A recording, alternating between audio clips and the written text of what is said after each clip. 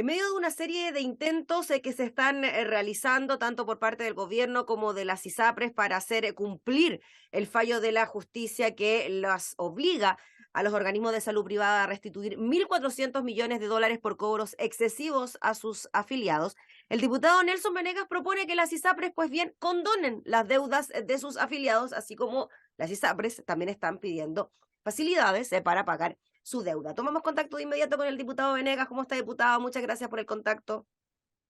Hola Gabriela, muchas gracias a ti por esta oportunidad de expresar mis pensamientos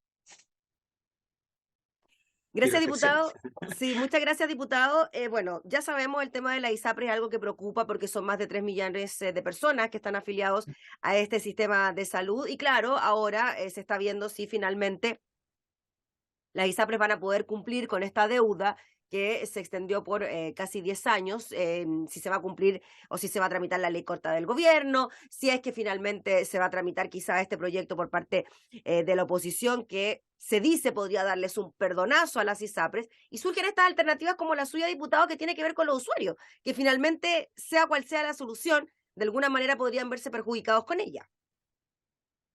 Y mira, bueno, efectivamente lo que yo estoy tratando de generar es una discusión en torno a la igualdad ante la ley. Porque aquí resulta lamentable que muchas veces, por ejemplo, cuando hay una persona, y no solo respecto de la ISAPRE, sino que en términos de los bancos, en términos de lo que son las instituciones financieras, etcétera, siempre existe esta lógica de los perdonazos y que si no se les perdona, el sistema se va a caer. Entonces, al final, en definitiva, quienes siempre tienen que pagar son o somos los mismos, pero cuando se trata de situaciones que, entre comillas, pudieran causar problemas a lo que son las estructuras del país, entonces a ellos hay que perdonarlo. Yo le hago la siguiente pregunta: ¿qué pasa, por ejemplo, con las sanitarias? Entonces las sanitarias seguramente no tengan que realizar inversiones en el futuro, porque si realizan muchas inversiones, también podrían quebrar y podrían quebrar un montón de otras instituciones y otras empresas, entonces que no inviertan simplemente.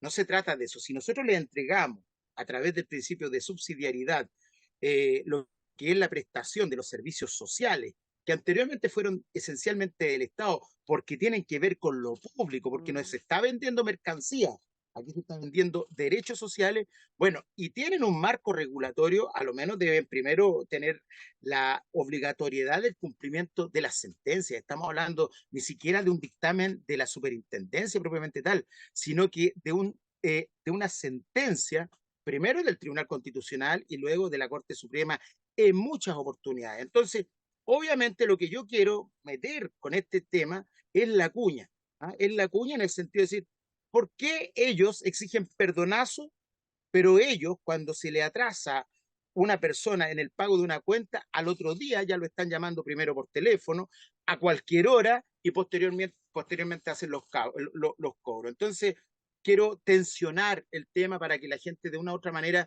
también sienta que tiene derecho y que las ISAPRE no tienen más derechos que cualquier ciudadano común de nuestro país. Diputado, quizás lo que usted plantea de que finalmente en este momento las ISAPRES de alguna manera cuestionan el fallo de la justicia y esta obligatoriedad de pagar los cobros excesivos fue porque durante 10 años finalmente hicieron caso omiso a las determinaciones judiciales y esperaban a que cada uno de los usuarios fuera hasta los tribunales, presentar un recurso que fallara a favor de los cotizantes y así uno por uno, y no plantearlo en forma generalizada como se está planteando ahora para que no puedan subir los planes de forma abrupta. Sí, claro, pero mira, a mí me gustaría retroceder un poco atrás porque hoy día, por ejemplo, siento que hay muchos parlamentarios, lamentablemente, ¿ah? Incluso muchos parlamentarios de derecha o de centro, que hablan, por ejemplo, de que aquí se debería diseñar una ley que reinterprete la sentencia de la Corte Suprema. Yo pregunto directamente si esto lo hiciera una persona de izquierda, diría que este parlamentario de izquierda está impugnando el Estado de Derecho, está contraviniendo la separación de funciones o separación de poderes, está pasando a llevar a la Corte Suprema. ¿Ah? Bueno, lo que están planteando ellos es exactamente lo mismo. Ellos están pasando a llevar la autonomía de un poder del Estado. Ellos están generando una ley donde se está contraviniendo una sentencia judicial ejecutoriada, no una, miles de sentencias judiciales ejecutoriadas. Entonces, aquí yo de verdad siento que muchas veces hay arbitrariedades e injusticias. pero es que esta es tan de manifiesto que es prácticamente una burla. Por lo menos eso es lo que siento yo. Ahora, yo pregunto, el tema de fondo acá es lo que tiene que ver con las ISAPRES. Las ISAPRES en el fondo nacen para solucionar problemas de salud, etcétera.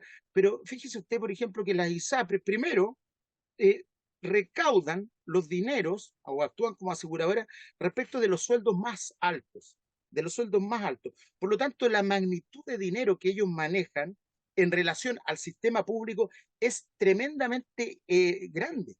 Pero como si fuera poco, el sistema público se tiene que hacer cargo, primero, de los fondos A y B, es decir, de los indigentes y de las personas pobres.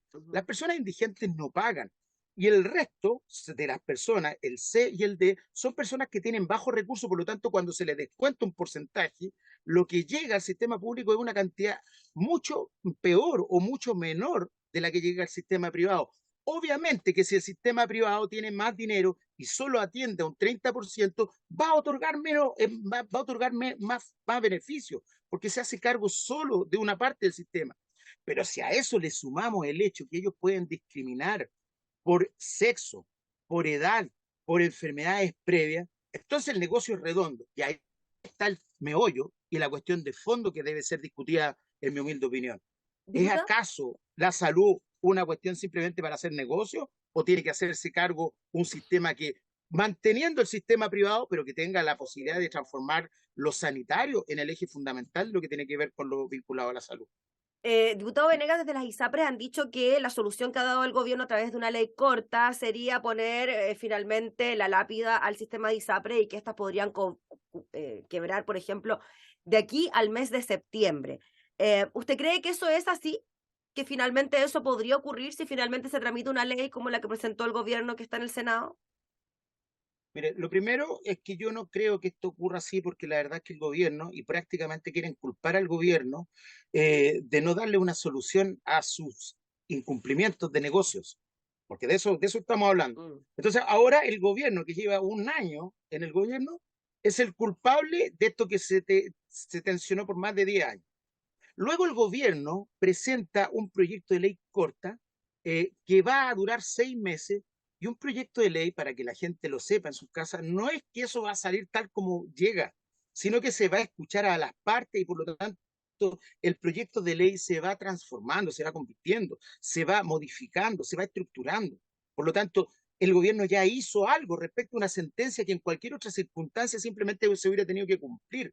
No obstante aquello, se le dieron 6 meses y se presenta un proyecto de ley tendiente precisamente a que discutamos el tema y busquemos alguna solución. Pero lo que yo no, yo lo que encuentro inconcebible de verdad, y lo siento, más allá del sentido común, es el hecho de que de repente los victimarios se transformaron en víctimas. ¿Ah? Que aquellos que hicieron negocio con la salud hoy día son las víctimas, que aquellos que incumplieron por más de 10 años las sentencias de la Corte Suprema y del Tribunal Constitucional son las víctimas. Y yo, con lo que estoy presentando como proyecto de ley, este anuncio que estoy haciendo, simplemente es lo que estoy tratando de decir para ver si se dan cuenta del error en que están cometiendo. Entonces, bueno, perdónenle ellos las deudas a la gente que no pagó durante la época del COVID, ¿Y usted porque cree que perdió eso es su trabajo. posible? Diputado, ¿usted cree que eso es factible por parte de la ISAPRES, que finalmente sean condonadas esas deudas para quienes por motivos económicos durante la pandemia no pudieron pagar? Bueno, si ellos exigen la misma consideración respecto de lo que tienen que pagar, tienen que también tener las mismas condiciones para condonar o para perdonar las deudas de los que deben. Pero como no lo van a hacer, con este proyecto de ley dejan y van a dejar más de manifiesto que por un lado ellos cobran, ellos no perdonan y exigen de rodilla perdonazo. Disculpe la expresión, pero Mm. eso ni siquiera de rodilla, porque de rodilla es una actitud más humilde. Lo que creo que ellos están haciendo es hacerlo incluso de una manera bastante soberbia y contraviniendo, y ese es el tema de fondo, estimada Gabriela, contraviniendo sentencias de la Corte Suprema, no dictámenes de algún partido político, de un órgano de gobierno, no de la superintendencia, de un poder del Estado. Es eso lo que ellos están reclamando. Diputado Venegas, considerando lo que usted nos decía, ¿no? De que finalmente los afiliados a FONASA pertenecen quizá a los sectores más vulnerables del país, por lo tanto la cotización del 7% es menor a la de un 7% en ISAPRE, al que se le tiene que sumar también los adicionales en caso de que ese 7% no alcance para el plan requerido. Poniéndonos en el supuesto de que estos 3 millones de cotizantes de ISAPRE pusieran su 7% en un sistema público de salud, ¿usted cree que funcionaría finalmente este sistema público con esta plata que finalmente se iría a la ISAPRE? No estamos hablando de que se termine el negocio ni que se termine la ISAPRE, pero en un supuesto, considerando esa cantidad de plata la que aportan los cotizantes del sector privado. Mire, cuando uno lo quiere todo, generalmente obtiene nada. Ya es un principio básico de la vida. Yo, si usted me pregunta a mí cuál es el criterio que tengo respecto a la ISAPRE, yo creo que son un negocio. Si usted me pregunta si yo quiero que se terminen las ISAPRE, no quiero que se termine porque sería muy ineficaz respecto a lo que usted me está presentando. Mm. Pero lo que sí se puede hacer es precisamente generar mecanismos tendientes a hacer que las ISAPRE cumplan los objetivos que les son tratados desde el ámbito de lo sanitario, a lo menos en igualdad de condiciones de lo que tiene que hacer el sistema público.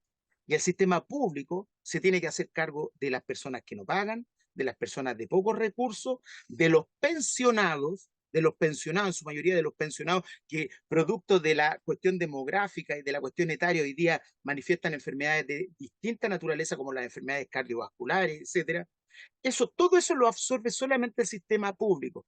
Entonces, si vamos a jugar, ya que algunos critican tanto al sistema de la libre competencia, bueno, hagamos que las ISAPRES cumplan en igualdad de condiciones los criterios de la competencia, que es lo que hace el sistema público. Y el sistema público lo hacen competir con los brazos atados, con los pies atados, y sin embargo, las ISAPRES pueden definir, por ejemplo, que las mujeres tienen que pagar más porque son fértiles. De eso estamos hablando. Y las mujeres, muchas mujeres, no entienden esta situación, que en el fondo lo que estamos poniendo en el eje de la discusión es el derecho a la salud y no la salud como negocio. Que las ISAPRE sigan funcionando, no tengo ningún problema, pero que cumplan con estándares mínimos que sí cumple el sistema público. Y por ejemplo, mire, por allá hace como 10 años atrás, en la misma época se presentó, no, antes, como 14 años atrás, cuando se estaba discutiendo la ley, auge un poco después, se generó, por ejemplo, la iniciativa legal de un fondo solidario compensatorio entre el sistema público respecto de los tramos, etcétera.